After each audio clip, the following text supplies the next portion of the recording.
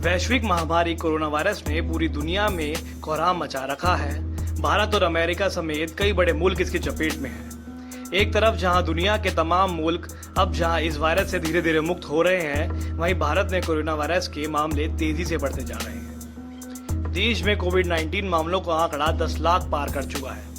मगर सबसे बड़ी चिंता की बात यह है कि कोरोना की कोई वैक्सीन अभी तक तैयार नहीं हो पाई है, लेकिन कुछ मरीजों पर प्लाज्मा थेरेपी का इस्तेमाल किया जा रहा है।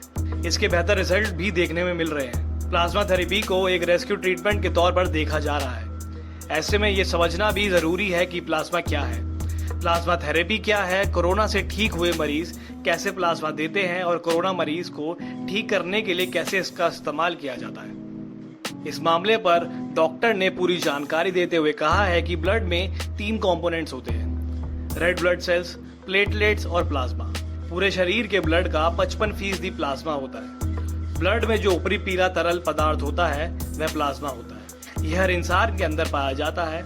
कोरोना से ठीक हुए मरीज का प्लाज्मा और आम इंसान के प्लाज्मा में क्या फर्क होता है कि जब मरीज कोरोना से ठीक हो जाता है तो उसमें एंटीबॉडी बनते हैं। यही एंटीबॉडी दूसरे कोरोना संक्रमित के काम आते हैं जो वायरस को नष्ट करते हैं। जब कोरोना संक्रमित रहे शख्स से ब्लड लिया जाता है तो मशीन से फिल्टर कर ब्लड से प्लाज्मा, रेड ब्लड सेल्स और प्लेटलेट्स को अलग कर दिया जाता है। रेड ब्लड सेल्स और प्लेटलेट्स उसी व्यक्ति के शरीर में वापस डाल दिए जाते हैं जिसने प्लाज्मा दान किया है और प्लाज्मा स्टोर कर लिया जाता है। कोरोना पॉजिटिव से नेगेटिव हुआ कोई भी मरीज जब प्लाज्मा डोनेट करने जाता है तो उसे पूरी प्रक्रिया के बारे में समझाया जाता है। प्लाज्मा डोनेट करने के लिए मरीज की सहमति ली जाती है। डोनर को बताया जाता है कि आप जनहित में ऐसा कर रहे हैं ताकि दूसरे लोगों की जान बचाई जा सके। डोनर का नाम, पता, फोन नंबर समेत सभी जानकारी ली जाती है। इसके बाद चेकलिस्ट के आधार पर डोनर की मेडिकल हिस्ट्री भी देखी जाती है। चेकलिस्ट में वो तमाम मापदंड होते हैं जिन्हें पूरा करने वाला शख्स ही प्लाज्मा डोनेट कर सकता है या कर सकती है। इसके तहत डोनर की मेडिकल हिस्ट्री देखी जाती है।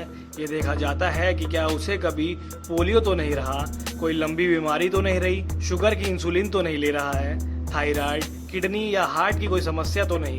इसके साथ ही यही पूछा जाता है कि कोई सर्जरी तो नहीं हुई, कैंसर का इलाज तो नहीं हुआ। अगर किसी डोनर की मेडिकल हिस्ट्री में इनमें से कोई समस्या पाई जाती है तो उसमें से प्लाज्मा डोनेट करने के लिए इनकार कर दिया जाता है। लेकिन जो शख्स चेकलिस्ट के हिसाब से मेडिकली फिट पे आ जाता है तो उसके साथ प्लाज्मा डोनेट करने की प्रक्रिया को आगे बढ़ाया जाता है।